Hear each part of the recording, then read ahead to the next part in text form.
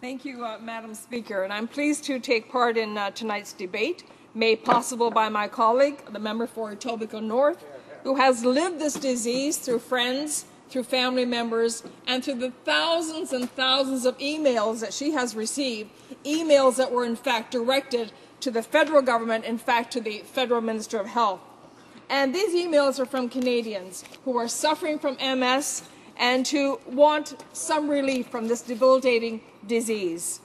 So tonight we are here to speak about the need for treatments to be available to people who are living with multiple sclerosis in this country.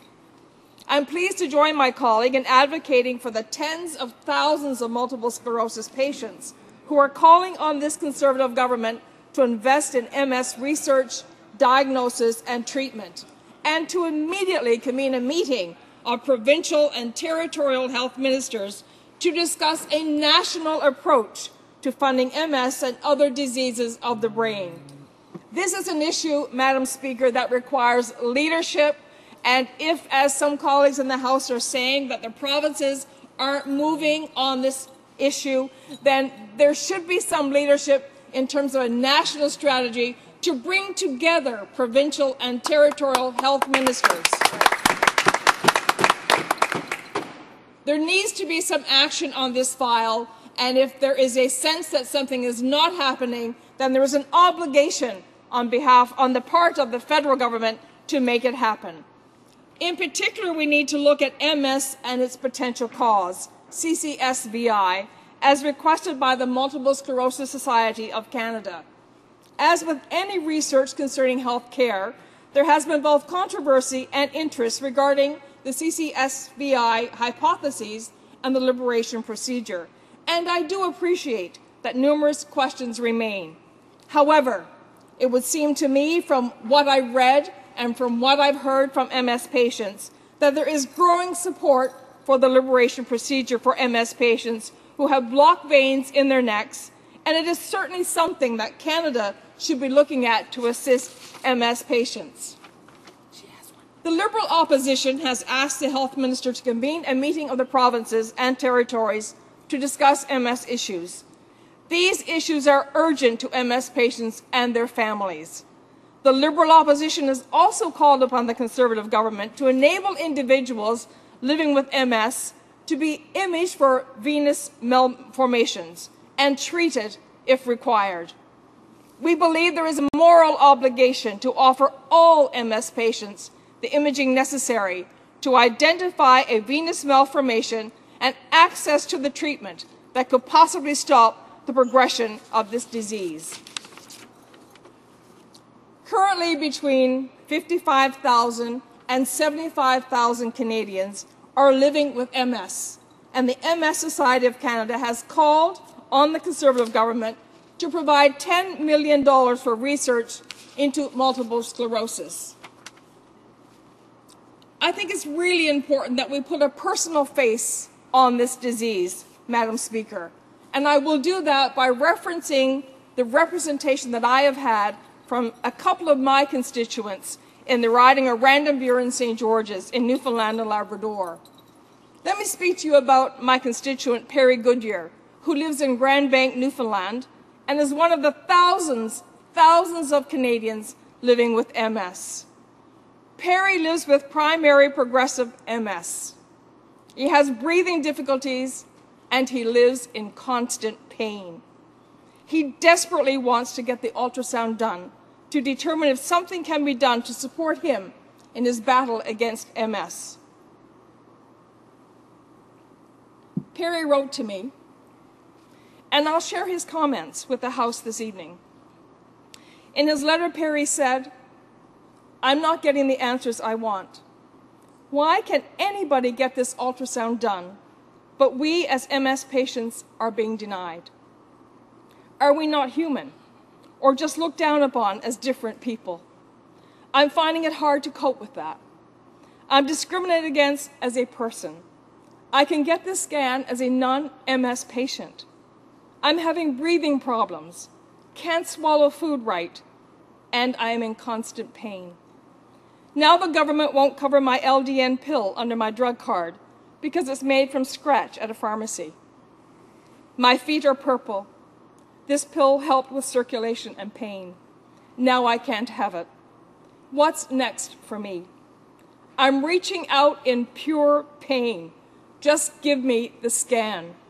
After that, I'll know if I've got a chance to slow this rapid condition. It's not easy hearing your 13-year-old daughter asking you, will you die without this surgery? Perry just wants to know if there's something that can be done for him and other MS patients. Anyone who has ever faced an illness knows how important knowledge is. It's that knowledge that gives you and your family the hope and the strength to persevere. Friends of Perry have also written in support of him and his family. Friends who watch him suffer on a daily basis with this debilitating disease. And all they're talking about is the need to access a treatment that will make a difference in the lives of Perry and his family, and will recognize that he has every right to live a quality of life that most of us as Canadians take for granted. Madam Speaker, we are asking the Health Minister for her support to make the research into this liberation procedure, which may alleviate a potential cause of MS, a priority. To take a leadership role to help the thousands of Canadians who are suffering with this debilitating disease. We know that liberation treatment centers are developing around the world, including Poland, Scotland, and the United States. And recently, Kuwait became the first country in the world to offer the liberation procedure to all of its MS patients who have blocked veins in their necks. Canada, with one of the highest rates of MS in the world, should be a leader in research and procedures to assist MS patients. However, this has not been the case. Currently, Canadian doctors don't scan MS patients for venous malformations. MS patients who have had the liberation procedure, which opens up these narrowed veins, report an improvement in brain fuzziness and circulation, and over time, a marked improvement in the quality of life, something that the majority of Canadians take for granted. Madam Speaker, I can only imagine what it must be like to be living with MS and knowing that treatment may be possible, but that the federal government is unwilling to take a stand in the fight against this horrible disease. Madam Speaker, if this Conservative government cannot be compelled by logic and compassion to take a leadership role in finding a cure for MS, perhaps it will be motivated by the economic sensibility of such action. As I said, Canada is one of the highest rates of MS in the world. According to the Canadian Institute for Health Information, the estimated total cost of MS to the Canadian economy is $1 billion, more than that devoted to all infectious diseases combined. In Canada, 5 drug therapies are approved for the treatment of some forms of MS. The cost of these therapies range from about $20,000 to $40,000 per year per patient, and symptom management drugs can cost up to $10,000 per year. It has been estimated a scan and liberation treatment in a public hospital setting would cost between $5,000 and $6,000. Madam Speaker, I will share with the House a story from another one of my constituents.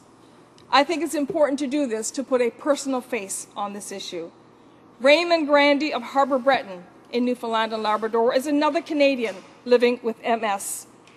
Raymond is living with the challenges of this debilitating disease. He writes, I have watched so many people on television and the internet choose the liberation treatment and feel better after the fact. I just want to be able to take the chance on getting it done without costing me a barrel of money that I don't have. Right now, I see a treatment that is not attainable in my situation because along with my deteriorating health, I simply cannot afford to go out of the country, seeing that I get a disability check of $834.95 and my medications cost me $206 annually. Please take the time to read this letter, and please let Dr. Zamboni explain everything that the doctors in Canada need to know so they can help us with MS.